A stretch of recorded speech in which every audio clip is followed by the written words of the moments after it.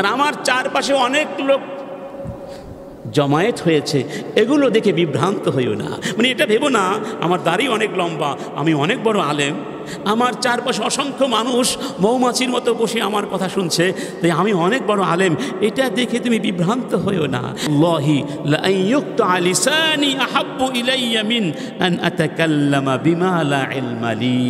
যেই ব্যাপারে আমি জানি না সেই ব্যাপারে কথা বলার চেয়ে আমার এই জিহ্বাটা কেটে নেওয়া অনেক ভালো। আমার এই জিহ্বা কেটা আমি কেটে দিতে চাই, বা কেটে নেওয়াটা ভালো, না জেনে ইসলাম নিয়ে কথা বলার চেয়ে। আল্লাহু আকবার। আল্লাহ সুবহানাহু ওয়া তাআলা আমাকে যা কিছু দিয়ে পাঠিয়েছেন আমি তার চেয়ে বিন্দু পরিমাণ অতিরিক্ত বলি না, অতিরিক্ত কিছু করি না। ওয়ালা আবতাগি জিয়াদাতান আলাইহি বাল মা উমিরতু বিহি আদাইতুহু। আল্লাহ পাক আমাকে যা বলতে বলেছেন, যা তোমাদের কাছে পৌঁছাতে বলেছেন, আমি ঠিক হুবহু তাই পৌঁছিয়ে দিচ্ছি। লা আযীদু আলাই ওয়ালা আনকুসু মিন। তার থেকে কিছু বাড়িয়েও বলি না, কিছু কমিয়েও বলি না। ওয়া ইন্নামা আবতাগি ওয়াজহাল্লাহ ওয়াদ দারাল আখিরাহ। আল্লাহকে চাই, পরকালের কল্যাণ আর মুক্তি চাই। সুবহানাল্লাহ। রাসূল এখানে কি বোঝাতে চেয়েছেন? বানিয়ে বানিয়ে মন গড়া কিছু করার সুযোগ ইসলামে নাই।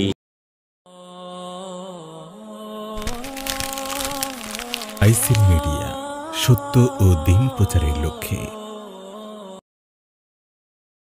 আমরা একটি ভয়ানক বিষয় নিয়ে কথা শুরু করেছিলাম। সে বিষয়টি ছিল আল কাউলু ফিদ্দীনি বিগাইরি ইলম, অথবা আল কাযিবু আলাল্লাহি ওয়া রাসূলিহি। ধর্ম সম্পর্কে, ইসলাম সম্পর্কে না জেনে না বুঝে কথা বলা, তথা আল্লাহ এবং রাসূলের বিরুদ্ধে মিথ্যা আরোপণ করা। এই বিষয়টি কেন ভয়ানক? আমার মনে হয় বর্তমান সময়ে সামাজিক যোগাযোগ মাধ্যমের কারণে আগের যে কোনো সময়ের তুলনায়, অর্থাৎ সাম্প্রতিক সময়ের কথা বলছি, ইসলাম সম্পর্কে, ধর্ম সম্পর্কে এখন খুব আলোচনা হয়। কি বলেন, ঠিক না? আমরাও চাই ধর্ম নিয়ে আলোচনা হোক, ধর্মের বিধিবিধান সম্পর্কে জনগণের ভিতরে, মুসলমানদের ভিতরে সচেতনতা সৃষ্টি হোক, অজ্ঞতা মূর্খতা কেটে যাক এবং ইসলামের আলোয়, কোরআন সুন্নাহর আলোয় সমাজ আলোকিত হোক। এটি আপনারা চান না? সবাই চাই। কিন্তু ভয়ানক কেন বললাম? ভয়ানক এজন্যে যে আজকে সবাই ইসলাম নিয়ে কথা বলছে। এমন লোকেরাও কথা বলছে যাদের ইসলামের ব্যাপারে, ধর্মের ব্যাপারে, কোরআন সুন্নাহর ব্যাপারে সঠিক জ্ঞান নেই, বরং ন্যূনতম মৌলিক ধারণাও যাদের নেই, তারাও কথা বলছে। একেবারে রাজনীতিবিদ থেকে শুরু করে প্লাম্বার পর্যন্ত, রিক্সাওয়ালা, চাওয়ালা, ঠিক না বে ঠিক, সবাই কথা বলছে। যেন ইসলাম এখন একটা বেওয়ারিশ লাশের মতো হয়ে গেছে, যার যেমন খুশি সে সেভাবে টানা হিস্ট্রা করে নিয়ে যাচ্ছে। এটি তো আসলে মেনে নেয়া যা। ইসলাম তো বেওয়ারিশ লাশ নয়। ইসলাম বেওয়ারিশ লাশ হতো যদি আল্লাহ সুবহানাহু ওয়া তাআলা এ কথা না বলতেন, ইন্না নাহনু নাযালনা যিকরা ওয়া ইন্না লাহু লাহাফিজুন। নিশ্চয় আমি এই জিকির নাজিল করেছি, এই জিকিরকে আমি সংরক্ষণ করব। যেহেতু রব্বুল আলামিন কোরআনকে তথা ইসলামকে, সুন্নাহকে, হাদিসকে, শরীয়তকে রক্ষণাবেক্ষণ করবার, অবিকৃত রাখার কিয়ামত পর্যন্ত ওয়াদা করেছেন, অতএব ইসলামকে ওয়ারিশবিহীন লাশ হিসাবে তুলে দেওয়া যাবে এবং সেটা হতে পারে। কি আশ্চর্য বিষয়! পার্থিব জাগতিক কোনো ব্যাপারে যখন কাউকে প্রশ্ন করা হয় এবং ওই ব্যক্তি ওই ব্যাপারে কিছু না জানে, তখন সে অপারগতা স্বীকার করে এবং বলে আমি এটা জানি না, অমুককে জিজ্ঞেস করতে পারো, ওই ব্যক্তি এই ব্যাপারে জানেন। যেমন ধরুন, আপনি আমাকে একটা কঠিন অঙ্ক সম্পর্কে জিজ্ঞেস করলেন, যে অঙ্কটা কিভাবে করব। কিন্তু আমি তো অঙ্ক জানি না, আমি কি তখন আপনাকে উত্তর দিতে পারবো? পারবো না। আমি বলবো না, আমি তো জানি না, অমুকের কাছে যাও, অমুক টিচারের কাছে যাও, তিনি ভালো অঙ্ক পারেন, ঠিক না? আচ্ছা, আপনি বাড়ি করবেন, আমাকে জিজ্ঞেস করলেন ভাই এটা ডিজাইন করে দিন, অথচ আমার এই ব্যাপারে কোনো ধারণাই নেই। তখন কি আমি আপনার কথার জবাব দিতে পারবো? আমি কি করব? আমি আরেকজন ভালো মানুষকে হয়তো দেখিয়ে দেওয়ার চেষ্টা করব। অসুস্থ হয়ে গেলে আমরা ভালো চিকিৎসক খুঁজি, যেন তেন চিকিৎসকের কাছে আমরা যাই না, সবচেয়ে ভালো চিকিৎসককে, ঠিক না? ঠিক। আচ্ছা, এই কাপড়টা অপরিষ্কার হয়ে গেলে আমরা পরিষ্কার করি, অথচ পার্থিব জাগতিক ব্যাপারে আমরা ওই ব্যাপারে কথা বলি না, যে এই ব্যাপারে আমাদের ধারণা নেই। অথচ আমরা ধর্মীয় ব্যাপারে জানলেও বলি, না জানলেও বলি। যেন ধর্মীয় ব্যাপারে কথা বলা সবার জন্য মুবাহ বা বৈধ করে দেয়া হয়েছে। ইন্না লিল্লাহি ওয়া ইন্না ইলাইহি রাজিউন। এই জন্য একজন কবি দুঃখ করে বলছেন, মা বালু দীনিক তারদা আন তুদান্নিসাহু ওয়া থাওবুকা আদ-দাহরা মাগসুলুম মিনাদ দানাসি। কি হলো তোমার? তুমি তোমার ধর্মের ব্যাপারে এত অবচেতন হয়ে পড়েছে কেন? তুমি তোমার ধর্মবোধকে কেন কলঙ্কিত করছো, কেন ময়লাযুক্ত করে রেখেছো? অথচ তুমি তোমার কাপড় চোপড়কে যুগ যুগ ধরে পরিষ্কার রাখার চেষ্টা করছো। তা যে ব্যক্তি ধর্ম জানে না, ধর্মের জ্ঞান নেই, সেই ব্যক্তি কথা বললেই তো সেখানে ময়লা জমা হবে, সেখানে সমস্যা সৃষ্টি হবে। এজন্য আমরা এই বিষয়টিকে তুলে এনেছি। অন্তত আমরা যারা এই কথাগুলো শুনবো, আমাদের দ্বারা যেন এই মহাপাপ সংঘটিত না হয়। যে ব্যাপারে আমাদের ধারণা নেই, জ্ঞান নেই, কোরআন সুন্নাহ জানি না, সেই ব্যাপারে আমরা আগ বাড়িয়ে নাক গলাবার চেষ্টা করব না, ইনশাআল্লাহ। আমরা এই ব্যাপারে প্রাথমিক পর্যায়ে কিছু আলোচনা করেছিলাম, এবং সেই আলোচনাগুলোর মধ্যে যে কথাগুলো ছিল তার সারাংশ এরকম ছিল যে ধর্মীয় ব্যাপারে সঠিক জ্ঞান না নিয়ে কথা বলা, এটা আল্লাহর সঙ্গে শিরক করার যে অপরাধ, সে অপরাধের পর্যায়ভুক্ত। এই জন্য আল্লাহ সুবহানাহু ওয়া তাআলা এই অপরাধকে ওই অপরাধের সাথে একত্রিত করে উল্লেখ করেছেন। আয়াতটি মনে আছে তো গত আলোচনা? কুল ইন্নামা হাররামা রব্বি আল ফাওয়াহিশা মা যাহারা মিনহা ওয়া মা বাতান। বলে দাও, আমার রব হারাম করে দিয়েছেন সব ধরনের অশ্লীলতা, প্রকাশ্যে হোক গোপনে হোক। ওয়াল ইসমা ওয়াল বাগিয়া বিগাইরিল হাক্কি, আল্লাহর নাফরমানি করা এবং অন্যায়ভাবে অন্য মানুষের অধিকার হরণ করা, জুলুম করা আল্লাহ হারাম করে দিয়েছেন। ওয়া আন তুশরিকু বিল্লাহি মা লাম ইউনাজ্জিল বিহি সুলতানা, যেই ব্যাপারে আল্লাহর পক্ষ থেকে কোনো প্রমাণ দেয়া হয়নি, সেই ব্যাপারে না জেনে আল্লাহর সঙ্গে শরীক করতে পারবে না, মানে শরীক করতে পারবে না, শরীক করাকে নিষিদ্ধ করেছেন। এরপরে বলছেন ওয়া আন তাকুলু আলাল্লাহি মা লা তা'লামুন, এবং আল্লাহর ব্যাপারে তোমরা এমন কোনো কথা বলতে পারবে না যে ব্যাপারে তোমাদের কোনো জ্ঞান নেই। ওয়া আন তাকুলু আলাল্লাহি মা লা তা'লামুন, এটা বলেছেন শিরকের পরে। শিরক করা যেমন মহাপাপ, আল্লাহর ব্যাপারে অর্থাৎ ইসলামের ব্যাপারে, রাসূলের ব্যাপারে না জেনে কথা বলাও কি শিরকের পর্যায়ভুক্ত অপরাধ। ইন্না লিল্লাহি। বরং সাম্প্রতিক সময়ের প্রসিদ্ধ মনীষী ডক্টর সালেহ বিন ফাউজান তিনি বলছেন, জাআলাল্লাহুল কাওলা বিগাইরি ইলমিন ফাওকা শিরক। বরং আল্লাহ শিরকের চেয়েও ভয়ানক উল্লেখ করেছেন আল্লাহর ব্যাপারে না জেনে কথা বলাকে। কারণ এখানে 4টা অন্যায়ের কথা বলা হয়েছে, তো ধারাবাহিকভাবে বলা হয়েছে। গতবার বলেছিলাম, গতকাল জুমাতে বলেছিলাম যে নিম্ন থেকে শুরু করে একেবারে সর্বোচ্চ চূড়া পর্যন্ত 4টি বিষয় উল্লেখ করা হয়, যেগুলো নাফরমানির কি বলা যায়, মূল কারণ বলা যায় বা মূল নাফরমান হিসেবে গণ্য করা হয়েছে। তিনি বলছেন وهو عام في أصول الشريعة وهو عام في أصول الدين وفروعه। যে না জেনে কথা বলা এটা নিষিদ্ধ করা হয়েছে। এই নিষেধাজ্ঞা শরীয়তের সব ক্ষেত্রেই প্রযোজ্য, মৌলিক নীতিমালার ক্ষেত্রে প্রযোজ্য এবং মৌলিক নীতিমালার অধীনে যে শাখা প্রশাখা রয়েছে সেক্ষেত্রেও সমানভাবে অ্যাপ্লিকেবল। হুয়াল কাউলু বিগাইরি দালিল মিনাল কুরআন ওয়াস সুন্নাহ। আর ধর্মের ব্যাপারে, আল্লাহর ব্যাপারে না জেনে কথা বলা, এর অর্থ হলো আল কাউলু বিগাইরি দালিল মিনাল কুরআনি ওয়াস সুন্নাহ, মানে কোরআন সুন্নাহ থেকে কোনো প্রকার দলিল প্রমাণ না জেনে কথা বলা। কথা বুঝতে পেরেছি? অতএব কোরআন বা হাদিসের কোনো প্রমাণ ছাড়া আমি যদি বলে দেই এটা আল্লাহ বলেছেন, এটা রাসূল বলেছেন, এটা ইসলামের শিক্ষা, সেটা হবে আল্লাহর বিরুদ্ধে মিথ্যাচার, রাসূলের বিরুদ্ধে মিথ্যাচার এবং না জেনে কথা বলার অপরাধ।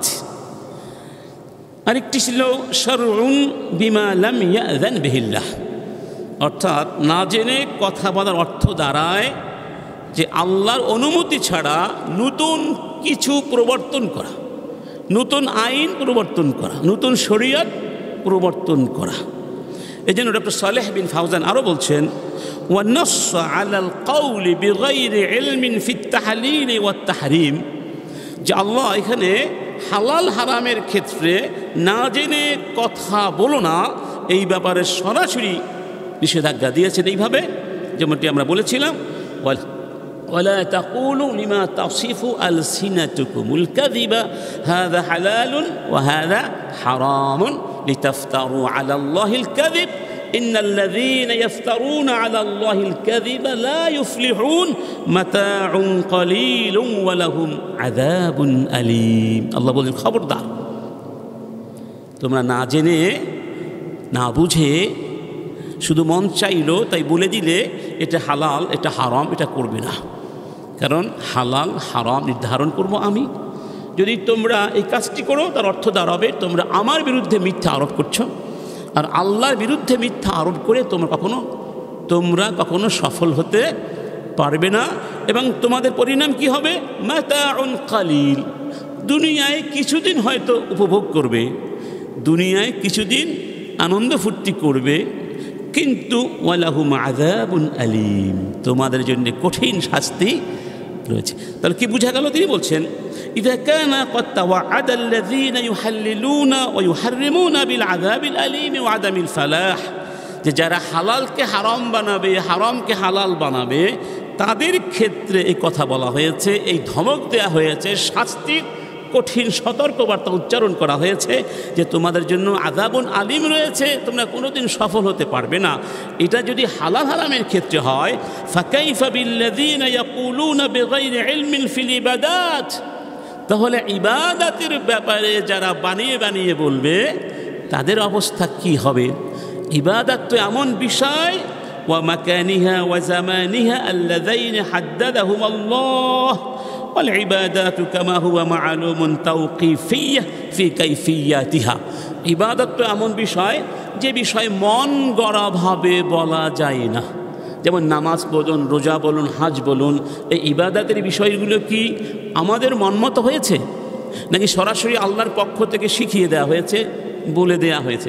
এটা ওহী নির্ভর, তাওকিফিয়া মানে ওহী নির্ভর, মানুষের জ্ঞান গবেষণা ইজতিহাদ নির্ভর নয়, এগুলো ওহী নির্ভর। এখানে নিজেদের পক্ষ থেকে বানানো যাবে না, কমানো যাবে না ইবাদত। কারণ কি? ইবাদতের বিষয়টি আল্লাহ সম্পূর্ণ নিজের হাতে রেখেছেন। যদি আল্লাহ পাক নিজের হাতে না রাখতেন তাহলে সমস্যা হয়ে যেত। অতি আবেগের ধাক্কায় আমরা এমন কিছু করে ফেলতাম যা পরে আর করা সম্ভব হতো না, কারণ ইবাদতের ব্যাপারে মানুষ বেশি আবেগী হয়। সুবহানাল্লাহ। এজন্য ইসলামের বিধান হচ্ছে, নীতি হচ্ছে আল আসলু ফিল ইবাদাতি আল হাযরু, ইবাদতের ক্ষেত্রে মৌলিক অবস্থা হলো নিষেধাজ্ঞা। মানে আপনি আমি নতুন কোনো ইবাদত বানাতে প্রবর্তন করতে পারবো না যতক্ষণ পর্যন্ত আল্লাহর পক্ষ থেকে এই ব্যাপারে কোনো আদেশ নিষেধ না আসবে। যেমন ধরুন, আপনি যদি মনে করেন যে রুকু করা তো অনেক সওয়াবের কাজ, সিজদা আরও বেশি সওয়াবের কাজ, অতএব আমি রুকু 2টো করে করব, সিজদা 4টি করে করব এক রাকাতে, নামাজ কি হবে? কেন হবে না? কারণ এই ব্যাপারে আমাদের করার, সংযোজন করার, বিয়োজন করার ন্যূনতম অধিকার নাই। এটাকে বলা হয় হাযা মিম্মা ইসতাআসারাল্লাহু বিইলমিহি, যে এই বিষয়টি আল্লাহ নিজের ইলমের সঙ্গে একেবারে সংযুক্ত করে নিয়েছেন। এই জন্য তিনি বলছেন যে হালাল হারাম যেগুলো আমরা বাস্তব জীবনে যেগুলো কি করি, যেগুলোর মাধ্যমে জীবনযাপন করি, হালাল হারামের ক্ষেত্রে যেহেতু আল্লাহ পাক নিষেধ করেছেন যে মন গড়া কথা বলো না, তাহলে ইবাদতের ব্যাপারে মন গড়া কথা বলার ব্যাপারটা আরও কি ভয়ানক বিষয়। অতএব বানিয়ে বানিয়ে নতুন কোনো ইবাদত সংযোজন করারও সুযোগ নেই বা বিয়োজন করারও কোনো সুযোগ নাই। শয়তান মানুষকে বিভিন্নভাবে ধ্বংস করে। শয়তান মানুষকে যত ফাঁদ পেতে ধ্বংসের দিকে আকর্ষণ করে, শয়তানের যত ফাঁদ আছে মানুষকে ধ্বংস করার জন্য, শয়তানের যত অবজেক্টিভ বা লক্ষ্য আছে, সেগুলোর মধ্যে অন্যতম হচ্ছে ধর্ম নিয়ে মন গড়া বাড়াবাড়ি করা। এটা শয়তানের সবচেয়ে বড় একটা অস্ত্র। এই জন্য আল্লাহ বলছেন ওয়ালা তাত্তাবিউ খুতুওয়াতিশ শাইতান ইন্নাহু লাকুম আদুউম মুবিন। তোমরা শয়তানের পদাঙ্ক অনুসরণ করো না, কারণ শয়তান তোমাদের প্রকাশ্য দুশমন। ইন্নামা ইয়ামুরুকুম বিসসুই ওয়াল ফাহশাই। শয়তান তোমাদেরকে কি কি কাজ করতে বলে শোনো। শয়তান তোমাদেরকে খারাপ কাজ করতে বলে, অশ্লীল কাজ করতে বলে, আর ওয়া আন তাকুলু আলাল্লাহি মা লা তা'লামুন, এবং তোমরা যা জানো না সেই ব্যাপারে কথা বলতে বলে। কার বিরুদ্ধে? আল্লাহর বিরুদ্ধে। নাউজুবিল্লাহ। তাহলে এই কাজ করা মানে হলো শয়তানের ফাঁদে পা দেয়া।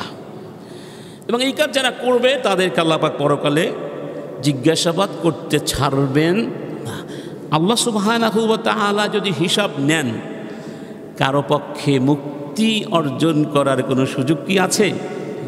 আল্লাহ পাক কি বলেছেন? ওয়ালা তাকফু মা লাইসা লাকা বিহি ইলম ইন্নাস সামআ ওয়াল বাসারা ওয়াল ফুআদা কুল্লু উলাইকা কানা আনহু মাসউলা। অর্থাৎ যে ব্যাপারে তুমি জানো না সেই ব্যাপারে অনুসরণ করো না, কারণ তোমাকে যে আমি কান দিয়েছি, চোখ দিয়েছি, মন দিয়েছি, এই জিনিসগুলোর ব্যাপারে আমি কিন্তু জিজ্ঞাসাবাদ করব। এই আয়াতের ব্যাখ্যা ইমাম কাতাদা বলছেন, এর অর্থ হলো লা তাকুল রাআইতু ওয়া লাম তারা।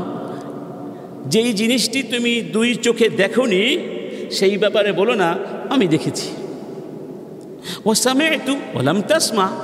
তুমি আসলে শুনো নাই কিন্তু বলছো আমি তো শুনেছি। ওয়া আলিমতু ওয়া লাম তা'লাম। আর বলছো এটা তুমি জানি, অথচ তুমি সেটা জানো না। এটা করো না। ফাইন্নাল্লাহা সাইলুকা আন যালিকা কুল্লিহ। কারণ আল্লাহ এই সবগুলোর ব্যাপারে তোমাকে জিজ্ঞাসা করবেন। ইমাম আস-সাআদী রাহিমাহুল্লাহ তিনি বলছেন আই ওয়ালা তাত্তাবি' মা লাইসা লাকা বিহি ইলম, মানে যেই ব্যাপারে তোমার ইলম নেই সেই ব্যাপারে তুমি অনুসরণ করো না। বাল তাসাব্বাত ফি কুল্লি মা তাকুলুহু ওয়া তাফআলু। তুমি যা কিছু বলবে, যা কিছু করবে সে ব্যাপারে নিশ্চিত হও। এটা ঠিক না বেঠিক, সত্য না মিথ্যা, ঠিক আছে না ঠিক নাই, এই ব্যাপারে আগে নিশ্চিত হও। ফালা তাযুন্না যালিকা ইয়াযহাব লা লাকা ওয়ালা আলাইক। এটা ভেবো না যে বললাম করলাম তাতে আর কি আসবে যাবে না, এটা তোমার বিপক্ষেও যাবে না তোমার পক্ষেও যাবে না, এটা ভেবো না। বরং প্রত্যেকটা ব্যাপারে আল্লাহর সামনে দাঁড়িয়ে তোমাকে জবাব দিতে হবে। আচ্ছা বলুন, এই জবাবদিহিতার সামান্যতম সেন্স যদি আমাদের মনে থাকে, আমরা কি যা খুশি তা বলতে পারবো? ধর্ম নিয়ে বলতে পারবো? পারবো না। এক লোক সম্প্রতি এই সোশ্যাল মিডিয়ায় খুব বেশি তাকে দেখা যায় সম্প্রতি, কি কথাবার্তা বলে, এগুলো শুনলে আপনাদের মাথা ঠিক থাকবে না। বলে তোমরা কেন পশ্চিম দিকে ফিরে নামাজ পড়ো? নামাজ পড়বে আমার মুর্শিদের দিকে ফিরে। নাউজুবিল্লাহ। অবশ্য আল্লাহ বলছেন, কি বলেছেন? হাইসুমা কুনতুম ফাওয়াল্লু উজুহাকুম শাতরাল মাসজিদিল হারাম। তোমরা যেখানেই থাকো নামাজ পড়বে কোন দিকে ফিরে? মসজিদে হারামের দিকে ফিরে। আর মসজিদে হারাম আমাদের জন্য পশ্চিম দিক, তাই মানে কিবলা। সে বলছে না, এটা কোথায় পেয়েছো তোমরা? আমার মুর্শিদ যেদিকে থাকবে সেদিকে ফিরে নামাজ। প্রমাণ কি? আল্লাহ মানুষের মনের মধ্যে থাকেন। তার মানে আমার মুর্শিদ কিবলার মনের মধ্যে কে আছেন? তো আল্লাহ যে শুধু আপনার মুর্শিদ কিবলার মনের মধ্যে, আল্লাহ আমার মনের মধ্যে থাকতে পারেন না? তাহলে সবাই কি নিজের দিকে ফিরে নামাজ পড়বে? এটা কোনো কথা? এইভাবে বিভ্রান্তি সৃষ্টি করে চলছে। নাউজুবিল্লাহ। বলে যে নামাজের কথা কোরআনে কোথাও নাই। আস্তাগফিরুল্লাহ। দেখেছেন কি আজীব আজীব কথা। গত জুমাতে বললাম না, এমন এমন কথা শুনবে যা তোমাদের বাবারাও শুনে নাই, তোমরাও কোনো দিন শুনেনি। সাবধান থেকে তাদের থেকে। রাসূল করিম সাল্লাল্লাহু আলাইহি ওয়াসাল্লাম বলছেন, ইন্নাল কুরআনা লাম ইউনাজ্জাল ইউকাযযিবু বা'দুহু বা'দা। কোরআন এমনভাবে নাজিল হয়নি যে কোরআনের একটি অংশ আরেকটি অংশকে মিথ্যে প্রতিপন্ন করে, এভাবে কোরআন নাজিল হয়নি। বাল ইউসাদ্দিকু বা'দুহু বা'দা। এক আয়াত আরেক আয়াতের, এক সূরা আরেক সূরা, এক অংশ আরেক অংশের সত্যতা প্রমাণ করে, সত্যায়িত করে। ফামা আরাফতুম ফা'মালু বিহি। অতএব তোমরা যতটুকু জানবে ভালো করে সেটা আমল করো। ওয়ামা জাহিলতুম মিনহু। আর যেই ব্যাপারে তোমরা জাহেল থাকবে, মানে জানবে না, তোমাদের জ্ঞান নেই, ফারুদ্দুহু ইলা আলিমিহি। ওই ব্যাপারে আলেমের কাছে যাও। ওই ব্যাপারে যারা জানে, যারা আলেম, ওই ব্যাপারে আলেম, তাদের কাছে যাও, তাদের দিকে ফিরিয়ে দাও, বিষয়টি তাদের কাছে দাও, তারা তোমাদেরকে সঠিক সিদ্ধান্তটা দিবে। যেহেতু তুমি জানো না, তুমি ওই ব্যাপারে মূর্খ, অতএব তুমি সেই ব্যাপারে কথা বলবে না। সেই ব্যাপারে কথা বলার কোনো অথরিটি তোমার নেই। অথরিটি কাদের? যারা ওই ব্যাপারে জানে। সুবহানাল্লাহ। এবার আসুন আমরা দ্বিতীয় পয়েন্টে কথা বলি আজকের জন্য। সেটি হলো রাসূল করিম সাল্লাল্লাহু আলাইহি ওয়াসাল্লাম এবং তার আসহাব, সাথীরা এবং তাদের পরবর্তী প্রজন্ম ধর্মের ব্যাপারে, দ্বীনের ব্যাপারে, আল্লাহর ব্যাপারে, রাসূলের ব্যাপারে কথা বলার ক্ষেত্রে কতটা সাবধান ছিলেন, কতটা সতর্ক ছিলেন, কতটা শঙ্কিত ছিলেন, কতটা আতঙ্কিত ছিলেন, এই ব্যাপারে কতটা সর্বোচ্চ সাবধানতা অবলম্বন করতেন, সেই বিষয়গুলো একটু জানি ইনশাআল্লাহ। প্রথমে মুহাম্মাদুন রাসূলুল্লাহি সাল্লাল্লাহু আলাইহি ওয়াসাল্লাম, যিনি আমাদের উসওয়া, যিনি আমাদের নিরঙ্কুশ আদর্শ, তার কিছু ঘটনা গত আলোচনায় বলেছি যে তিনি কতটা সতর্ক ছিলেন। স্বয়ং রসুল সাল্লাল্লাহু আলাইহি সাল্লাম যখন তাকে প্রশ্ন করা হতো, তিনি বিশেষ বিশেষ অবস্থার মুখোমুখি হতেন, যে ব্যাপারে তার পূর্ব কোনো ধারণা বা জ্ঞান ছিল না, তিনি তাৎক্ষণিক জবাব দিতেন না, বরং অপেক্ষা করতেন। বলতেন, আমি জানি না, অপেক্ষা করছি, ওহী আসলে জবাব দেব। যেখানে রাসূলের মতো ব্যক্তি এলেম ছাড়া কথা বলেননি, সেখানে আপনি আমি কে? যেমন রাসূলকে প্রশ্ন করা হয়েছিল না, সবচেয়ে উত্তম জায়গা কোনটি, সবচেয়ে খারাপ জায়গা কোনটি? মনে আছে? মনে আছে। আরেকটি হাদিস দেখুন। প্রসিদ্ধ সাহাবী, আনসারী সাহাবী সাআদ ইবনে রবি রাদিয়াল্লাহু আনহু, তিনি যখন উহুদের যুদ্ধে শাহাদাত বরণ করলেন, তার স্ত্রী আসলেন রাসূল করিম সাল্লাল্লাহু আলাইহি ওয়াসাল্লামের কাছে। জাআত ইমরাআতু সাআদ ইবনে রবি ফাকালাত ইয়া রাসূলুল্লাহ, এসে বললেন, হে আল্লাহর রাসূল, ইন্না সাআদান কুতিলা ইয়াওমা উহুদ, সাআদ উহুদের প্রান্তরে শহীদ হয়েছেন। ফাজাআ আম্মুহুমা ওয়া তারাকা বিনতাইনি ফাজাআ আম্মুহুমা, এবং সাআদ দুটো মেয়ে রেখে মারা গেছেন। অর্থাৎ সাআদের কয়টি মেয়ে আছে? শুধু দুটি মেয়ে আছে। ফাজাআ আম্মুহুমা, তার মৃত্যুর পরে তার ভাই অর্থাৎ ওই দুটো মেয়ের চাচা আসলেন। ফাখাযাল মালা কুল্লাহ, এবং সাআদের পরিত্যক্ত সম্পদ সব চাচা নিয়ে গেলেন। ওয়ালা তুনকাহানা ইল্লা বিল মাল, এখন এই দুটো মেয়ের বিয়ে শাদী দিতে তো পয়সা লাগবে, এই দুটো মেয়ের বিয়ে শাদীর ব্যাপার আছে, ভরণ পোষণের ব্যাপার আছে, তো তারা কীভাবে বাঁচবে? সম্পদ সব কে নিয়ে গেছে? চাচা নিয়ে গেছেন। ফাসাকাতা রাসূলুল্লাহ, শুনুন, ফাসাকাতা রাসূলুল্লাহ সাল্লাল্লাহু আলাইহি ওয়াসাল্লাম, রাসূল এটা শুনি লাভ দেন নেই। হ্যাঁ, কি বলছো তুমি? সাকাত মানে কি? চুপ, কোনো কথা বললেন না, নীরবতা অবলম্বন করলেন, চুপ থাকলেন। হাত্তা আনজালাল্লাহু আয়াতাল মিরাস, তখনই আল্লাহ সুবহানাহু ওয়া তাআলা মিরাসের আয়াত নাজিল করলেন। সুবহানাল্লাহ। সেটি কি?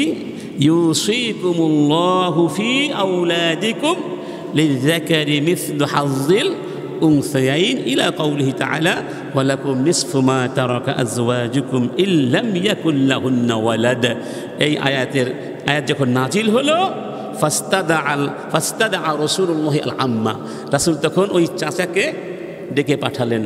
চাচা আসলেন, ওয়া ক্বালা আ'তিল বিনতাইনি সুলুসাইন, তুমি সাদের মিরাস পরিত্যক্ত সম্পদের 3 ভাগের 2 ভাগ তার 2 মেয়েকে দেবে। ওয়া উম্মাহুমা আস-সুমন, এবং তার স্ত্রীকে মানে ওই 2 মেয়ের মাকে দিবে 8 ভাগের 1 ভাগ। সুম্মা শাআনুকা বিল বাকি, আর যেটা বাকি থাকবে সেগুলো তোমার। সুবহানাল্লাহ। দেখেছেন রাসূল সাল্লাল্লাহু আলাইহি ওয়াসাল্লাম তিনি কি না জেনে কথা বলেছেন? না জেনে কথা বলেছেন। এটি ছিল তার পক্ষ থেকে সতর্কতা। সুবহানাল্লাহ। এজন্য সূরা সদের মধ্যে আল্লাহ পাক বলছেন, কুল মা আসআলুকুম আলাইহি মিন আজর ওয়া মা আনা মিনাল মুতাকাল্লিফিন। হে রাসূল, তুমি বলো আমি তোমাদের কাছে বিনিময় চাই না, কোনো বিনিময় চাই না। অর্থাৎ আমি যে ইসলামের শিক্ষা তোমাদের কাছে পৌঁছিয়ে দিচ্ছি, রিসালাত পৌঁছিয়ে দিচ্ছি, এর বিনিময় তোমাদের কাছে চাই না। আমি কার জন্যে করছি? আল্লাহর জন্য, পরকালের জন্যে। ওমা আনা মিনাল মুতাকাল্লিফিন, আর আমি মুতাকাল্লিফিনদের অন্তর্ভুক্ত নই। আমি লৌকিকতা অবলম্বন করছি না, আমি লৌকিকতা কারিও। এর অর্থটা কি?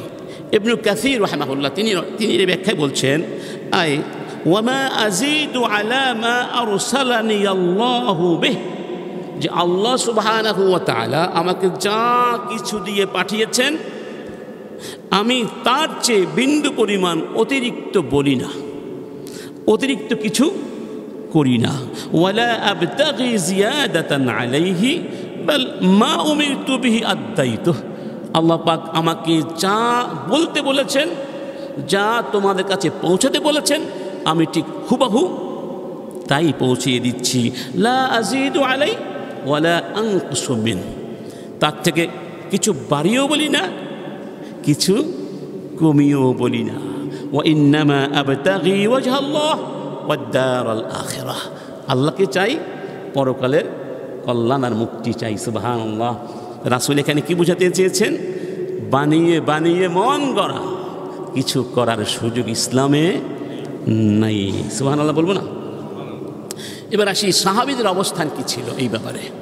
সাহাবীদের কাছে তো অনেক প্রশ্ন আসতো, বিশেষ করে যতদিন রাসূল ছিলেন ততদিন হয়তো পরিমাণটা কম ছিল, কারণ সবাই প্রশ্ন করতেন কাকে? রাসূলের কাছে। সমস্যা হলেই দৌড়ে কোথায় যেতেন? রাসূলের কাছে যেতেন। আর রাসূল কাছে না থাকলে নিজেরা চিন্তা ভাবনা গবেষণা করে কোনো কাজ করতেন, পরে গিয়ে রাসূলকে জানাতেন ঠিক হলো না বেঠিক হলো। বেঠিক হলে রাসূল ঠিক করে ফেলতেন। সুবহানাল্লাহ। রাসূল যখন চলে গেলেন তখন তো অনেক সমস্যা সৃষ্টি হয়েছে। ইসলামের বর্ধন, ইসলামী রাষ্ট্রের যে সম্প্রসারণ ঘটেছিল, যে কারণে বিভিন্ন ধরনের সমস্যাও কী হয়েছিল, এসেছিল। এই ব্যাপারে সাহাবীদের অবস্থান কি ছিল? ইবনে কাসির সূরা আবাসার একটি আয়াতের ব্যাখ্যার তাফসীর করতে গিয়ে 2টো কাহিনী উল্লেখ করেছেন। সে আয়াতটি কি? ওয়া ফাকিহাতাও ওয়া আব্বা, ওয়া ফাকিহাতাও ওয়া আব্বা। এর আগে আল্লাহ বলছেন, ফালইয়ানযুরিল ইনসানু ইলা তাআমিহি আন্না সাবাবনাল মা'a সাব্বা থুম্মা শাকাকনাল আরদা শাক্কা ফাআনবাতনা ফীহা হাব্বা ওয়া ইনাবান ওয়া কাদবা ওয়া যাইতুনান ওয়া নাখলা ওয়া হাদাইকা গুলবা ওয়া ফাকিহাতান ওয়া আব্বা। সুবহানাল্লাহ। মাতাআল লাকুম ওয়া লিআনআমিকুম। আল্লাহ বলছেন মানুষ যেন একটু তাকিয়ে দেখে তার খাবারের দিকে, সে কি খাচ্ছে, কিভাবে খাচ্ছে, এই খাবার, এই তাম কিভাবে তার কাছে আসলো, একটু চিন্তা ভাবনা যেন সে করে। সুবহানাল্লাহ। আমি আকাশ থেকে আশ্চর্যজনক পন্থায় বৃষ্টির পানি বর্ষণ করি, সেই পানি দিয়ে ভূমিকে বিদীর্ণ করি, সেই ভূমির ভেতর থেকে শস্য উৎপন্ন করি আঙ্গুর এবং কি শাকসবজি, জৈতুন, খরজুর উৎপন্ন করি, ঘন উদ্যান বাগান এবং ফলমূল ও আব্বা, ফাকিহাতাও ও আব্বা। এই আব্বা শব্দের অর্থ কি? এই ব্যাপারে দুটো ঘটনা উল্লেখ করেছেন কে ইবনু কাসির রাহিমাহুল্লাহ। সুয়েলা আবু বকরিন রাদিয়াল্লাহু আনহু আন কাউলিহি তাআলা ওয়া ফাকিহাতিন ওয়া আব্বা। আবু বকরকে প্রশ্ন করা হলো রাদিয়াল্লাহু আনহু যে ফাকিহাতাও ওয়া আব্বা এর অর্থটা কি? সুম্মা ক্বাল, তিনি বললেন, তাকে প্রশ্ন করা হলো এই আয়াতের অর্থ কি? তিনি বললেন, আইয়ু সামাইন তুযিল্লুনি ওয়া আইয়ু আরদিন তুকিল্লুনি ইযা কুলতু ফি কিতাবিল্লাহি মা লা আ'লাম।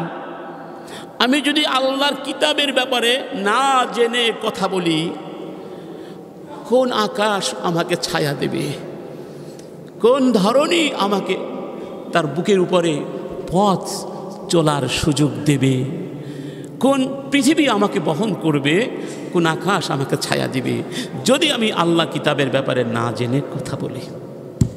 সুবহানাল্লাহ। তাহলে বোঝা গেল আব্বা শব্দের ব্যাখ্যা তখন তার জানা ছিল না, তাই তিনি উত্তর দেন নাই। আমরা হলে প্রশ্ন করতে দেরি আছে, উত্তর দিতে সব জানতা, সব কি জানতা। ইন্না লিল্লাহি। রাসূলের পরে এই উম্মতের মধ্যে সবচেয়ে সর্বোচ্চ সম্মানের স্থানটা কার? তারপরে কার? ওমর ইবনে। এই ব্যাপারে আমাদের দ্বিমত আছে। দেখুন তারা কি বলছেন। ওমর ইবনে খাত্তাব আন্নাহু ক্বরা আলাল মিম্বার ওয়া ফাকিহাতাও ওয়া আব্বা। ওমর মিম্বারে উঠলেন, এই আয়াত তিলাওয়াত করলেন, তিলাওয়াত করে ব্যাখ্যা করছেন। সুম্মা ক্বাল হাযিহিল ফাকিহা ক্বাদ আরাফনাহা। ফাকিহা মানে তো ফল, এটা তো আমরা জানি। ফামাল আব্বু, আব্বুন শব্দের অর্থটা কি হতে পারে? তিনি ব্যাখ্যা করছেন। ব্যাখ্যা করতে গিয়ে আবার থেমে গেছেন, থেমে বললেন, সুম্মা রাজা ইলা নাফসি ফাকালা ইন্না হাযা লাহু ওয়াত তাকাল্লুফ ইয়া ওমর। নিজেকে বলছেন, ওমর তুমি কিন্তু এই শব্দের অর্থ জানো না, অতএব এই ব্যাপারে কথা বলা হচ্ছে তাকাল্লুফ, মানে কৃত্রিম আচরণ করা, না জেনে জানার ভান করা, এটা করো না, খবরদার। সুবহানাল্লাহ। একটি আয়াতের, একটা সূরা, একটা শব্দের ব্যাখ্যা করতে গিয়ে আবু বকরের মতো ব্যক্তি, ওমরের মতো ব্যক্তি তাওয়াক্কুফ করেছেন, থেমে গেছেন। আর আমরা এখন জানি আর না জানি, ওই যে বললাম বেওয়ারিশ লাশের মতো ইসলাম নিয়ে টানা হেসা করতে কেউ দেরি করি না। এটা আমরা করব না। আল্লাহ পাক বলছেন, আন তাকুলু আলাল্লাহি মা লা তা'লামুন। খবরদার, যা জানো না সে ব্যাপারে কথা বলো না। আল্লাহর ব্যাপারে, আল্লাহর উপরে সে ব্যাপারে কোনো কথা যদি আমরা বলি, তাহলে এই আয়াতের মধ্যে, নিষেধাজ্ঞার মধ্যে চলে আসব। ইবনু মাসউদ রাদিয়াল্লাহু আনহু তিনি বলতেন, ইয়া আইয়ুহান নাস মান আলিমা শাইয়ান ফালইয়াকুল বিহি। মান আলিমা শাইয়ান, যে যে বিষয়টি জানে, ফালইয়াকুল বিহি, সে যেন সেটাই বলে। ওমান লাম ইয়ালাম, আর যে যেটা জানে না, ফালইয়াকুল আল্লাহু আ'লাম, সে যেন বলে আমি জানি না। কে জানেন? আল্লাহ সুবহানাহু ওয়া তাআলা, তিনি ভালো জানেন। কেন? ফাইন্না মিনাল ইলমি আন তাকুলা লিমা লা তা'লাম আল্লাহু আ'লাম। তুমি যেটা জানো না সেই ব্যাপারে যদি বলো আল্লাহু আ'লাম, এটাই হলো ইলম, এটাই কি ইলম। সুম্মা ক্বালা আল্লাহু লিনাবিয়্যি, তোমরা কি জানো না আল্লাহ তার নবীকে কি বলেছেন? নবীকে বলেছেন, কুল মা আসআলুকুম আলাইহি মিন আজর ওমা আনা মিনাল মুতাকাল্লিফিন, যেটা একটু আগে আমরা বললাম, অর্থাৎ আই মিনাল্লাযীনা ইয়াতাসান্নাউন ওয়া ইয়াতাহাল্লাউনা বিমা লাইসা মিন আহলি। রাসূলকে বলছেন তুমি বলে দাও আমি তাদের মধ্যে অন্তর্ভুক্ত নই যারা কৃত্রিম আচরণ করে, আর যেটা তাদের জানা নেই, তারা যার যোগ্য নয় সেটাই তারা প্রকাশ করে। সেটা কি করে? প্রকাশ করে, জাহির করে অনেক বড় আলেম, আসলে কোনো এলেম। আল্লাহর দ্বীনের ব্যাপারে মন গড়া কথা বলা, না জেনে কথা বলা, আল্লাহ এবং রাসূলের বিরুদ্ধে মিথ্যা আরোপণ করা, এই কাজ যারা করে তাদের কিছু পরিচয় আছে। কি আছে? পরিচয় আছে। যেমন ধরুন তারা কি করে? ইজহারুত তাআলুম, মানে নিজের জ্ঞান জাহির করার চেষ্টা করে, মানে একটা ভাব দেখায় আমি সব জানি। এই ভাবটা কিন্তু দেখলে আপনিও বুঝতে পারেন, আমরাও বুঝতে পারি। কিছু লোক আছে না, একটা ভাব নিয়ে চলে যেন সব জানে, এটা একটা পরিচয়। আরেকটি পরিচয় হলো আদামুল ইস্তিশহাদ বিন নুসুস, মানে সে কোরআন সুন্নাহর কোনো কোটেশন দেয় না, নিজের মন যা চায় তাই বলে। 3 নম্বর পরিচয় আদামুর রুজু ইলাল উলামা, সে আলেমদের কাছে যাতায়াত করে না, আলেমদের রেফারেন্স দেয় না। ধরুন একজন ব্যক্তি নিজে নিজে পড়ে আলেম হয়েছে, আলেমদের কাছে, শিক্ষকের কাছে পড়ে আলেম হয় নাই, এই ব্যক্তি কথা বললে 100 কথার মধ্যে অবশ্যই 30টা 40টা ভুল পাওয়া যাবে, কারণ তার এলেম পারফেক্ট। আচ্ছা বলুন, আপনি কি ঘরে বসে বসে মেডিকেল সায়েন্সের বই পড়ে ডাক্তার হতে পারবেন? বলুন। তাহলে ডাক্তার হতে হলে পড়তে হবে ডাক্তারের কাছে, হাতে কলমে অস্ত্রোপচারের শিক্ষাও নিতে হবে, ঠিক না বেঠিক বলুন তো? তাহলে আপনি শিক্ষক ছাড়া, ওস্তাদ ছাড়া লেখাপড়া করে যদি মনে করেন আমি সব জেনে গেছি, আমি সব জানি, ভুল। কারণ আপনার জানার মধ্যে অনেক কি থাকবে, ত্রুটি। অতএব শিক্ষক লাগবে, আলেম লাগবে, ওস্তাদ লাগবে, মুরব্বী লাগবে। একটা গান বের হয়েছে, কি বলেছে তোমার পীর, কি বলেছে আকাবির, এটা নিয়ে এখন বেশ মারামারিও শুরু হয়ে গেছে। আসলে এই কথাটা আংশিক সত্য, আংশিক সত্য নয়, কারণ এর উদাহরণ তো, এর সমাধান তো আল্লাহ দিয়েছেন। কি দিয়েছেন? আল্লাহ বা কি বলেছেন? আতিউল্লাহ ওয়া আতিউর রাসূলা ওয়া উলিল আমরি মিনকুম, আল্লাহকে মানো, রসুলকে মানো এবং উলুল আমরদেরকে মেনে চলো। খেয়াল করবেন, আল্লাহকে মানতে বলা হয়েছে আতিউ, রাসূলকে মানতে বলা হয়েছে ওয়া আতিউ, উলুল আমরের ব্যাপারে আতিউ বলা হয় নাই, ওয়া মানে এবং, যাকে আমরা বলি কনজাংশন, উল্লেখ করা হয়েছে। কারণ হচ্ছে উলুল আমরের আদেশ নিষেধ ততক্ষণ মানা যাবে, মানতে হবে যতক্ষণ পর্যন্ত তারা আল্লাহ এবং রাসূলের আদেশ নিষেধ মেনে চলবেন। যেই ব্যাপারে উলুল আমরদের আনুগত্য করতে গেলে আল্লাহর সঙ্গে নাফরমানি হয়ে যায়, রাসূলের সঙ্গে নাফরমানি হয়ে যায়, সেখানে কাউকে মানা যাবে লা তাআতা লি মাখলুকিন ফি মা'সিয়াতিল খালিক। অর্থাৎ ধরুন একজন পীর যদি এমন কিছু বলে যদি সরাসরি ইসলামের লঙ্ঘন, আপনি কি পীরের কথা মানবেন না আল্লাহর কথা মানবেন? আপনার শিক্ষক, উদাহরণস্বরূপ বলছি, যদি এমন কিছু ভুলে বলে ফেলেন যেটা কোরআন সুন্নাহর সরাসরি বিরোধী, আপনি কি তাকে মানবেন নাকি কোরআন মানবেন? তাহলে এখানে সেটা বলা হয়েছে যে পীর, যে আকাবির যদি কোরআন সুন্নাহ বিরোধী বলে সেটা শুনবে না, 1 নম্বর। 2 নম্বর, বাংলাদেশে ইসলাম প্রচারে প্রতিষ্ঠায় পীর মাশায়েখদের ভূমিকা অস্বীকার করার কোনো সুযোগ আছে বলুন? আমিও লেখাপড়া করেছি সারসিনা মাদ্রাসায়। সারসিনা বা সরসিনা, এটা কিন্তু একটা পীরের দরবার, এবং এই সারসিনা থেকে লেখাপড়া করে সারা বাংলাদেশে ওলামায়ে কেরাম ছড়িয়ে পড়েছেন, তাদের অনেক অবদান আছে। পীর মাশায়েখদের অবদানকে অস্বীকার করার কোনো সুযোগ, যারা হক্কানে পীর তারা আমাদের মাথার মুকুট, তাদের অবদান আজকের বাংলাদেশে ইসলাম। কিন্তু এমনও তো পীর আছে যারা মুরিদদেরকে বলে, একটু বললাম না আমাকে সিজদা করো, সিজদা করছে না, ফেসবুকে দেখেন না সিজদা করছে, তাদের কথা মানা যাবে? যাবে না। তাহলে পীর আমাদের মাথার মুকুট, তো ওই পীর না যারা আমাদেরকে ইসলাম থেকে সরিয়ে দেয়, আল্লাহ থেকে সরিয়ে শুধু তার পূজারি বানায়, এটা হবে না। আকাবের অর্থ যদি আলেম হন, উস্তাদ হন, অবশ্যই আল আসাতিযা, আল মুআল্লিমুন, আল মুহাদ্দিসুন, আল মুফাসসিরুন, আল মুফাক্কিরুন, তাদেরকে বাদ দিয়ে তো আমরা চলতে পারবো না। আমরা তাদের কাছে শিখেছি, পড়েছি, ঠিক না? তারাও তো মানুষ, ভুল হতে পারে, এটা অন্য ব্যাপার। কিন্তু আকাবেরদেরকেও বাদ দেওয়া যাবে না, মাশায়েখদেরকেও বাদ দেওয়া যাবে না, আবার অতিভক্তির কারণে সীমা লঙ্ঘনও করা যাবে না। এটাই হলো আমাদের ইসলাম, এটাই হলো মধ্যম পন্থা। ওয়াকাযালিকা জাআলনাকুম উম্মাতান ওয়াসাতা। আসলে দুই দলে কিন্তু এই কথা বলছে, শুধু অনর্থক শাব্দিক ঝগড়া। কি ঝগড়া? এটাকে আরবিতে বলা হয় ইখতিলাফুল লাফযি, শাব্দিক ঝগড়া।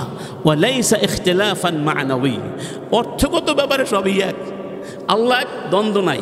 কোরআন সুন্নাহ আমাদের সব কিছুর মূল, দ্বন্দ্ব নাই। দ্বন্দ্বটা হলো এই সুপারফিশিয়াল দ্বন্দ্ব, এটাও কিন্তু মূর্খতার কারণে। কি কারণে? আল্লাহ পাক আমাদের সবাইকে বোঝার তৌফিক। আমি আমার ভাইদের কাছে আবেদন করব, এই বিষয় নিয়ে পারস্পরিক কাদা ছুড়াছুড়ি না করে পরস্পরকে বোঝার চেষ্টা করি, তাহলে ইনশাআল্লাহ ইসলামের আমাদের কল্যাণ হবে। ইসলাম তো আর আমাদের মুখাপেক্ষী না, ইসলাম তো আল্লাহ পাক টিকিয়ে রাখবেন, আল্লাহর ক্ষমতা বলে।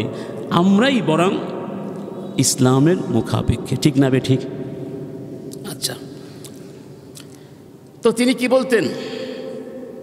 ইবনু মাসউদ যে কথাটি বলতেন, এখানে কি বলেছিলেন? ইয়া আইয়ুহান নাস, হে লোক সকল। নাস মানে মানুষ, এর মধ্যে আলেম সমাজও আছেন, যারা আলেম নান তারাও কিন্তু এখানে আছেন।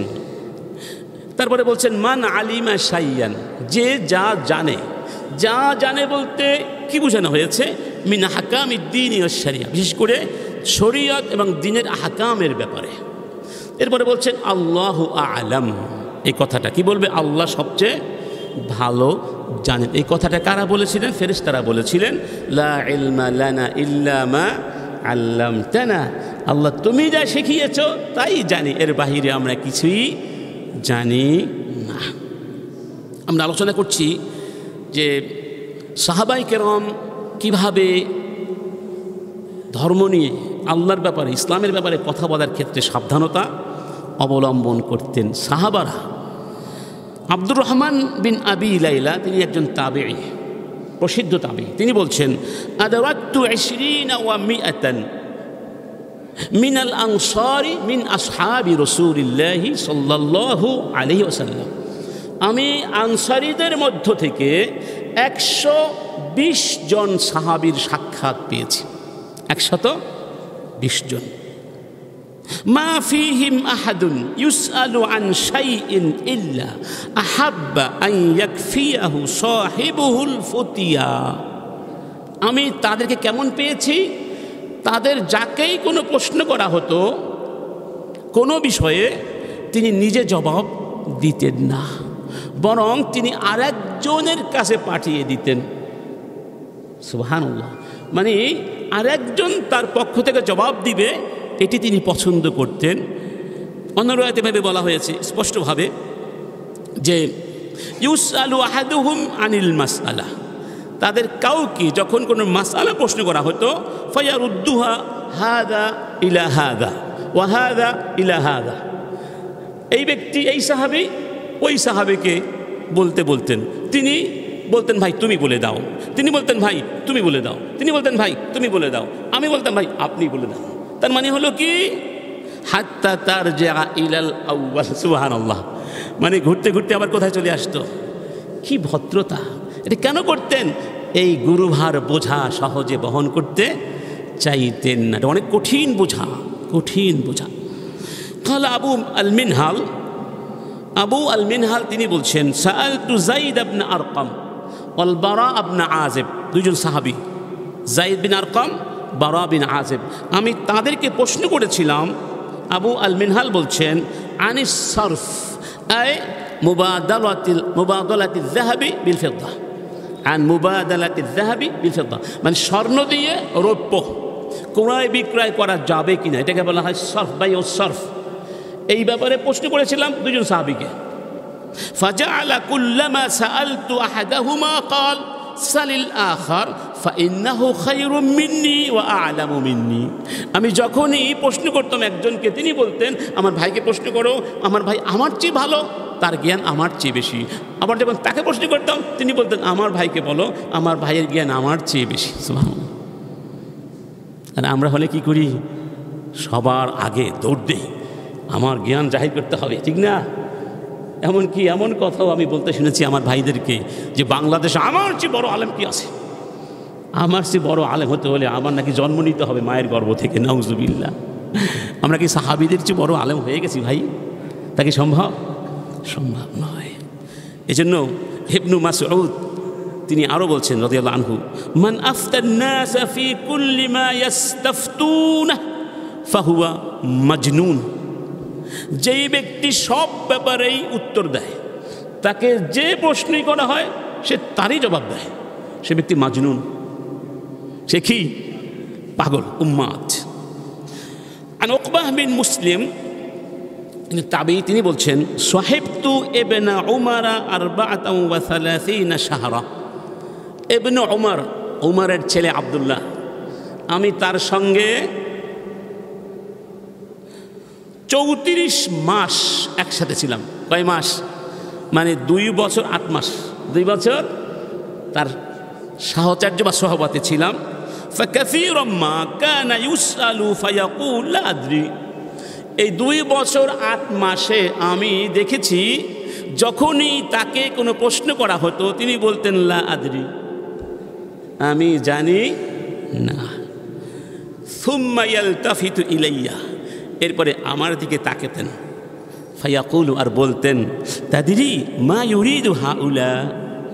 উকবা, বুঝতে পেরেছ এই লোকগুলো আসলে আমাদের কাছে কি চায়? ইউরিদুনা আন ইয়াজআলু যুহুরানা জিসরান লাহুম ইলা জাহান্নাম। এই লোকগুলো চায় তারা আমাদের পিঠগুলোকে জাহান্নামে যাওয়ার জন্য সিঁড়ি,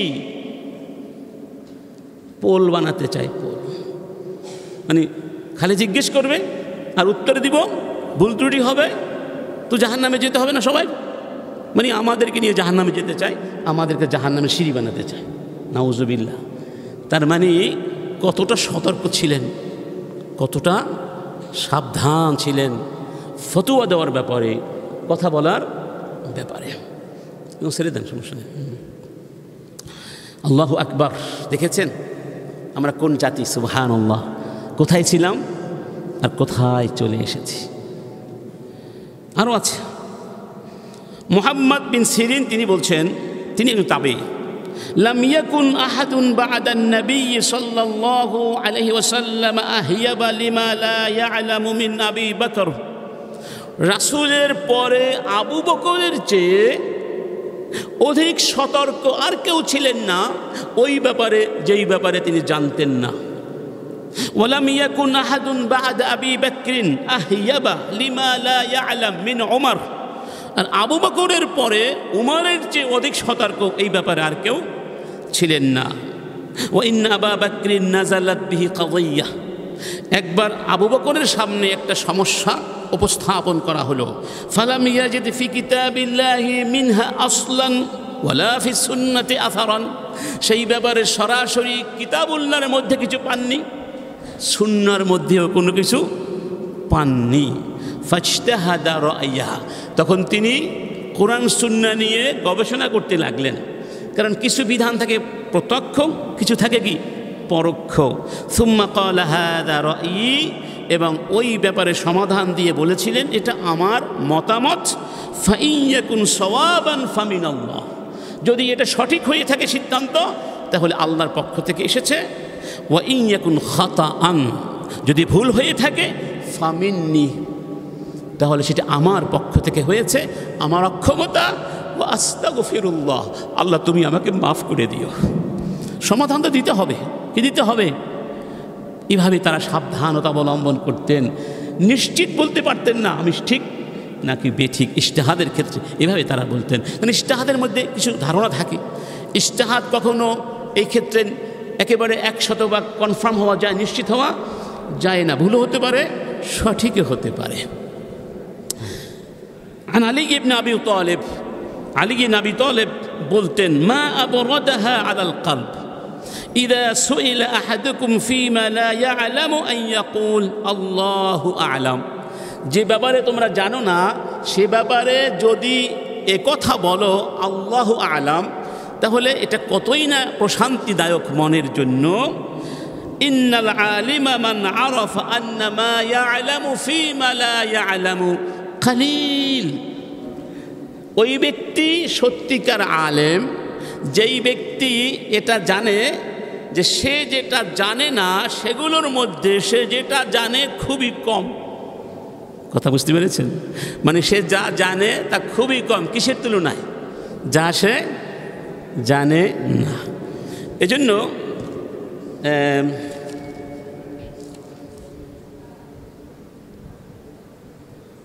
আরেকটি ঘটনা আসবে তার ইনশাআল্লাহ, চমৎকার তার ব্যাপারে।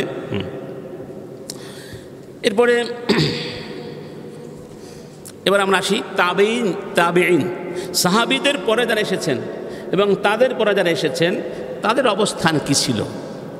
তারা কি এই আদর্শ মেনে চলেছেন নাকি নিজেদেরকে জাহির করার জন্য যা খুশি তাই বলেছেন?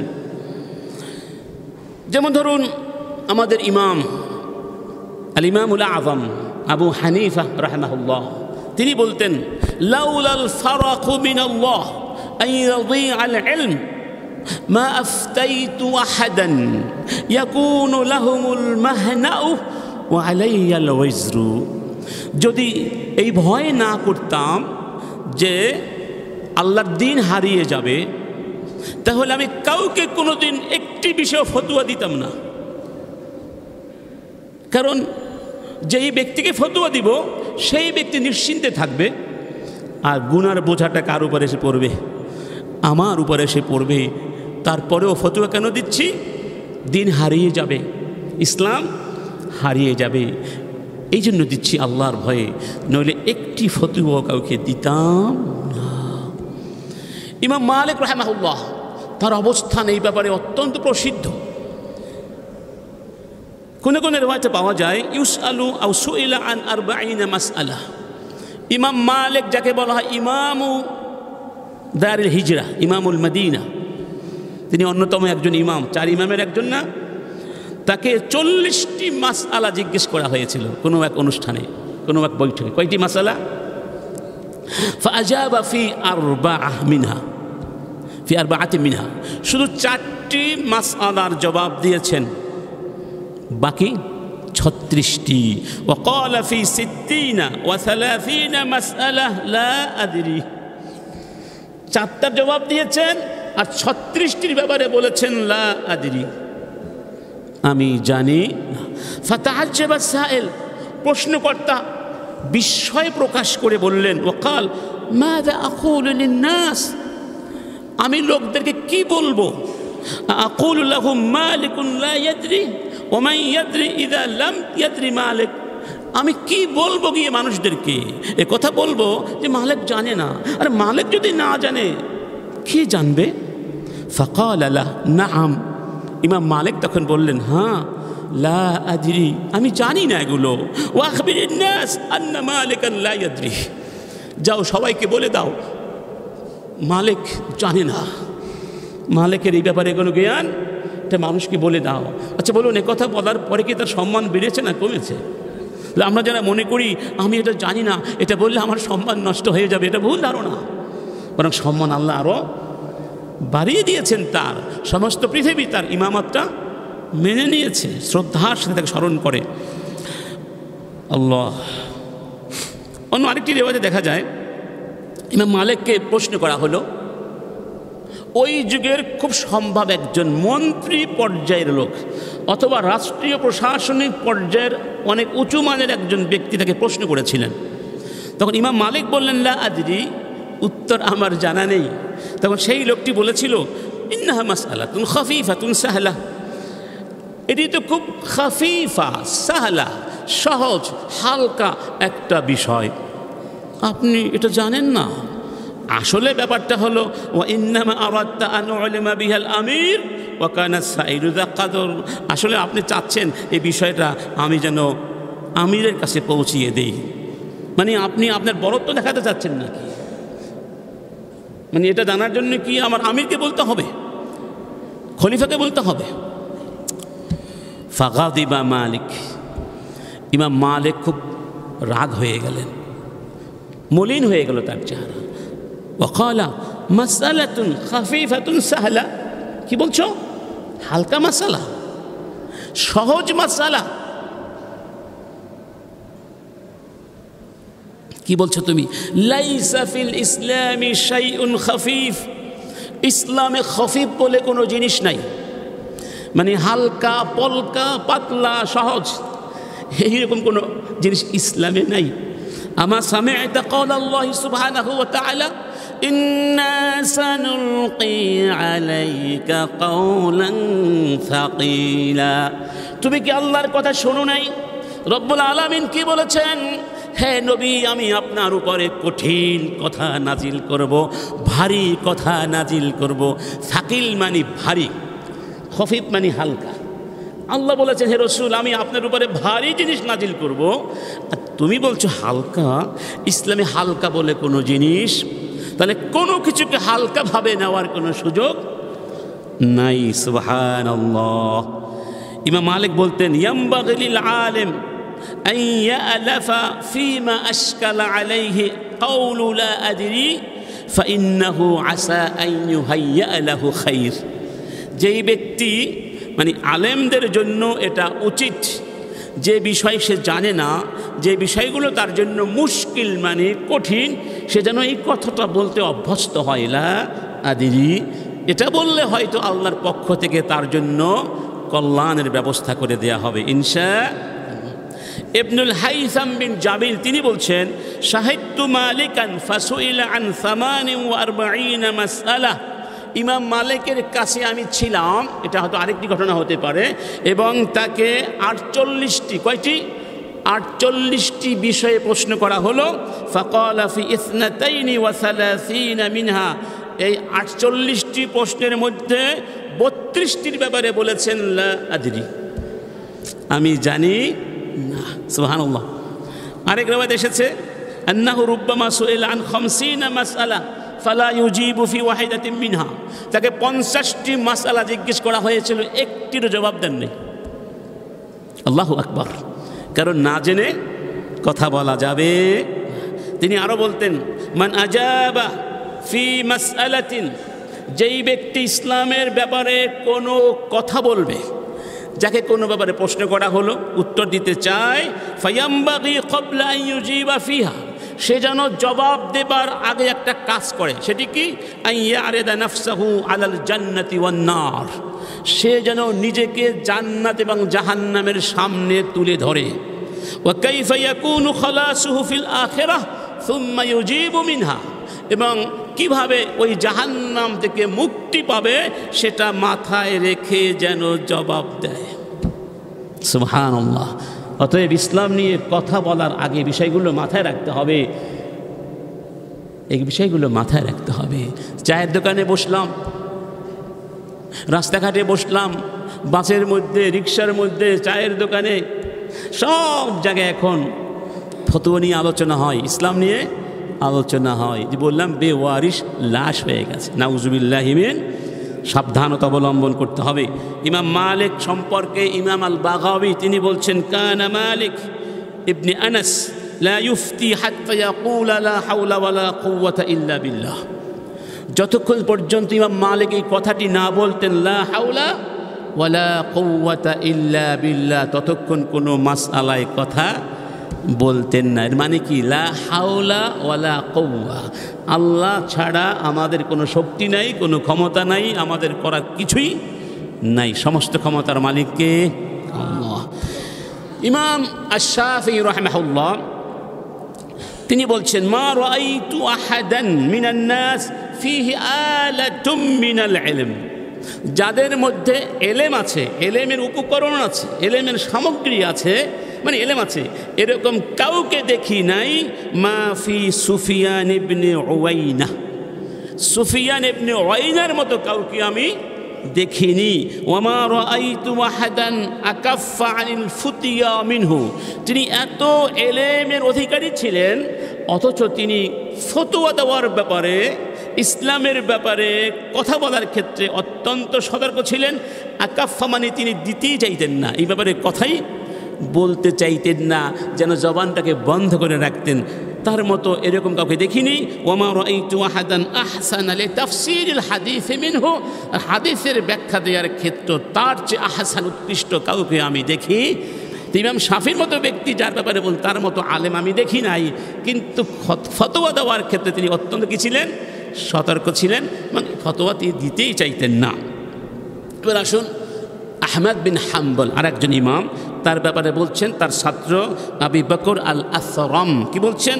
সামি'তু আহমদ ইবনে হাম্বল ইফতি ফায়ুকসিরু আন ইয়াকুল লা আদরি, আমি দেখেছি, আমি শুনেছি আহমদ বিন হাম্বল যখনই ফতোয়া দিতেন তখন তিনি ফতোয়া দিতেন এবং বেশিরভাগ ক্ষেত্রেই বলতেন লা আদরি, আমি জানি না।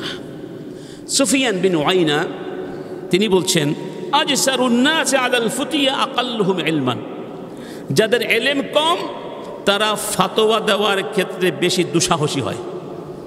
এলেম যাদের কি কম। আচ্ছা, বিন আব্দুর রহমান একজন বড় মানের যুগশ্রেষ্ঠ আলেম ছিলেন। রজুলুন রবিয়া ইবনে আব্দুর রহমান ইয়াবকি, একজন ব্যক্তি দেখলেন রবিয়া বসে বসে কান্না করছেন। ফকাল মা ইউবকিকা, লোকটি জিজ্ঞেস করলেন আপনি কেন কান্না করছেন? ফকাল উস্তুফতিয়া মান লা ইলমা, এমন লোকদেরকে প্রশ্ন করা হচ্ছে, এমন লোকদের কাছে ফতোয়া চাওয়া হচ্ছে, ইসলামের সমাধান চাওয়া হচ্ছে যাদের কোনো ইলম নাই। যাহারা ফিল ইসলামি আমরুন আযীম, এক কঠিন অবস্থার আবির্ভাব হলো, ভয়ানক অবস্থা সৃষ্টি হয়ে গেছে সমাজে। লাবাআতু মান ইফতিহা হুনা আহাক্কু বিসসিজনি মিনাস সুররাক, প্রসিদ্ধ কথা। এই দেশে এই সময়ে আজকাল যারা ফতোয়া দেয় তাদেরকে জেলের মধ্যে বন্দি করা দরকার। চোর গুন্ডাকে জেলের মধ্যে বন্দি করা যত দরকার তার চেয়ে বেশি দরকার এই লোকগুলোকে জেলখানায় বন্দি করে রাখা, যারা আজকে ফতোয়া দিচ্ছে। এটা বলছেন তার ইমাম মালিকের যুগের কথা। আজকের যুগে আসলে তিনি কী বলতেন চিন্তা করতে পারেন? কারণ কি, চোর তো দুনিয়ার শান্তি নষ্ট করে, দুনিয়াকে ফাসেদ করে দেয়, আর যারা না জেনে ফতোয়া দেয় তারা আপনার দিনকে ধ্বংস করে দেয়, ধর্মকে ধ্বংস করতে চায়। তাহলে ক্ষতির দিক থেকে ভয়ানক কে? এই ব্যক্তি, যেই ব্যক্তি না বুঝে ফতোয়া দেয়। অতএব ইমাম হলেই, খতিব হলেই, বড় বড় সার্টিফিকেট থাকলেই, কিংবা জনসমাজে দাঁড়িয়ে খুব সুন্দর ভাষায় আলোচনা করতে পারলেই সে ফতোয়া দিতে পারবে। ফতোয়া আরেক জগৎ, এর আরেকটা স্পেশালাইজেশন, ইখতিসাস। এই ব্যাপারে কী লাগবে? যোগ্যতা লাগবে। সে যোগ্যতা নিয়ে হয়তো পরে আমরা কখনো আলোচনা করতে পারবো ইনশাআল্লাহ। চিন্তা করেন, তিনি বসে বসে কান্না করছেন, কি হলো আমাদের? কেন এমন লোকদের কাছে ফতোয়া চাওয়া হচ্ছে যাদের এলেম নাই? এলেম নাই। ইবনে সিরিন বলতেন লা আন ইয়ামুতার রাজুলু জাহিলান খায়রুম মিন আন ইয়াকুলা মা লা ইয়ালাম, জাহেল হয়ে মরে যাওয়া ভালো, না জেনে ফতোয়া দেওয়ার চেয়ে, না জেনে আল্লাহর ব্যাপারে রাসূলের ব্যাপারে কথা বলার চেয়ে জাহেল হয়ে মরা ভালো, মূর্খ হয়ে মরা ভালো। তিনি আরেকটি কথা বলে গিয়েছেন, সেটা খুব প্রসিদ্ধ কথা, ইন্না হাযাল ইলমা দীনুন ফানজুরু মিম্মান আও আম্মান তাখুযুনা দীনাকুম। এই কথাটা সবাই একটু মনে রাখবেন, আমার সাথে বলতে পারবেন? বলুন, ইন্না হাযা আল ইলমা দীনুন ফানজুরু আম্মান তাখুযুনা দীনাকুম। অর্থ হলো ইন্না হাযাল ইলমা, এই এলেম হচ্ছে দিন। এই এলেমগুলো কি? কোরআনের এলেম দিন, হাদিসের এলেম দিন, অতএব এই দ্বীনের ইলম তুমি কার কাছ থেকে, তোমরা কাদের থেকে গ্রহণ করছো, একটু তাদেরকে দেখে নিও। যে নিজেই নামাজ পড়ে না, সে আপনাকে কি দিন শিক্ষা দেবে? যে সারাক্ষণ নগ্নতার মধ্যে ডুবে থাকে, মদের মধ্যে ডুবে থাকে, সে যখন দিন শিক্ষা দিতে আসে, তার কাছ থেকে দিন নেওয়া যাবে না। দিন কাদের কাছ থেকে নিচ্ছ ভেবে নিও। এটা হচ্ছে ইলমুদ্দিন, ইলমু। সুবহানাল্লাহ, সুবহানাল্লাহ। ইবনে আউন তিনি বলছেন, কুনতু ইনদাল কাসিম বিন মুহাম্মদ। কাসিম বিন মুহাম্মদ আর একজন যুগশ্রেষ্ঠ আলেম, আমি তার কাছে বসেছিলাম। ইয জাআহু রাজুল, এক ব্যক্তি তখন আসলেন। ফাসাআলাহু আন শাইইন, তাকে একটা প্রশ্ন করলেন। কি করলেন? প্রশ্ন করলেন। লা, তিনি বললেন, লা উহসিনুহু, এই ব্যাপারে আমার জ্ঞান নেই, এই বিষয়টি আমি ভালো জানি না। ফাজাআলা আর-রাজুলু ইয়াকুল ইন্নী দুফি'তু ইলাইকা লা আ'রিফু গায়রাক। তখন ওই লোকটি বলেছিল যে আপনাকে ছাড়া কাউকে তো আমি চিনি না, আমি বাধ্য হয়ে আপনার কাছে এসেছি, প্লিজ আপনি আমাকে সমাধান দিয়ে দিন। তখন কাসেম বলেছিলেন, লা তানজুর ইলা তুলি লিহিয়াতি ওয়া কাসরাতিন নাস হাওলি, তুমি আমার লম্বা দাড়ির দিকে তাকিয়ে, তুমি আমার লম্বা দাড়িগুলোই শুধু দেখো না, আর আমার চারপাশে অনেক লোক জমায়েত হয়েছে, এগুলো দেখে বিভ্রান্ত হইও না। মানে এটা ভেবো না আমার দাড়ি অনেক লম্বা, আমি অনেক বড় আলেম, আমার চারপাশে অসংখ্য মানুষ মৌমাছির মতো বসে আমার কথা শুনছে, তাই আমি অনেক বড় আলেম, এটা দেখে তুমি বিভ্রান্ত হইও না। বিশ্বাস করো আমি এটা ভালো জানি না। ওয়াল্লাহি মা উহসিনুহু, আল্লাহর কসম এই ব্যাপারে আমার জ্ঞান নাই। এটা বলার পরে ফাকালা শাইখুন মিন কুরাইশ জালিসুন ইলা জামবে, কুরাইশের এক শায়েখ তার পাশেই বসা ছিলেন। তিনি বললেন, ইবনা আখি ইলজামহা, হে ভাতিজা এই আদর্শ ধরে রাখো। ফাওয়াল্লাহি মা রাআইতুকা ফি মাজলিসিন আনবালা মিনকাল ইয়াউম, আজকের এই সমাবেশে তোমাকে যতটা আনবাল, যতটা মহান, যতটা মহৎ আমার মনে হচ্ছে, আগে কখনো এভাবে তোমাকে আমি দেখিনি বাবা, এই আদর্শটা ধরে রেখো। তখন কাসেম বলেছিলেন, ওয়াল্লাহি লা আইয়ুকতা লিসানি আহাব্বু ইলাইয়া মিন আন আতাকাল্লামা বিমা লা ইলমা লি, যেই ব্যাপারে আমি জানি না সেই ব্যাপারে কথা বলার চেয়ে আমার এই জিহ্বাটা কেটে নেওয়া অনেক ভালো। আমার এই জিহ্বা কেটা আমি কেটে দিতে চাই, বা কেটে নেওয়াটা ভালো, না জেনে ইসলাম নিয়ে কথা বলার চেয়ে। আল্লাহু আকবার। আমার বন্ধুগণ, তা আজকে আমরা এখানে রেখে দিচ্ছি, আরও কিছু কথা বাকি আছে, ইনশাল্লাহ নেক্সট জুমাতে আলোচনা শেষ করব। আমাদের মুখ্য বিষয় ছিল আল্লাহ এবং রাসূলের ব্যাপারে মন গড়া কথা বলা, না জেনে কথা বলা, মিথ্যা আরোপণ করার ভয়ানক পরিণাম। এই বিষয়গুলো থেকে বাঁচার উপায় কি, আমাদের উত্তর পূর্বসূরীরা কীভাবে, তাদের অবস্থান কী ছিল এই ব্যাপারে, এই বিষয়গুলো আমরা তুলে ধরছি, যাতে করে আমরা ধর্মের ব্যাপারে বাড়াবাড়ি না করি, না জেনে একটু শব্দ না করি। আল্লাহ পাক আমাদের সবাইকে কোরআন এবং সুন্নাহর ব্যাপারে বিশুদ্ধ সঠিক জ্ঞান দান করুন, আমিন। এবং সব ধরনের অপতৎপরতা থেকে, বিভ্রান্তি থেকে, দলালাত থেকে আমাদের সবাইকে হেফাজত করুন ইনশাআল্লাহ। বাকি কথাগুলো আগামী জুমাতে আলোচনা করব। আমা তাওফিক ইল্লা বিল্লাহ। আসসালামু আলাইকুম ওয়া রাহমাতুল্লাহ। সবাই দাঁড়িয়ে কাতারগুলো। আইসিল মিডিয়া, সত্য ও দিন প্রচারের লক্ষ্যে।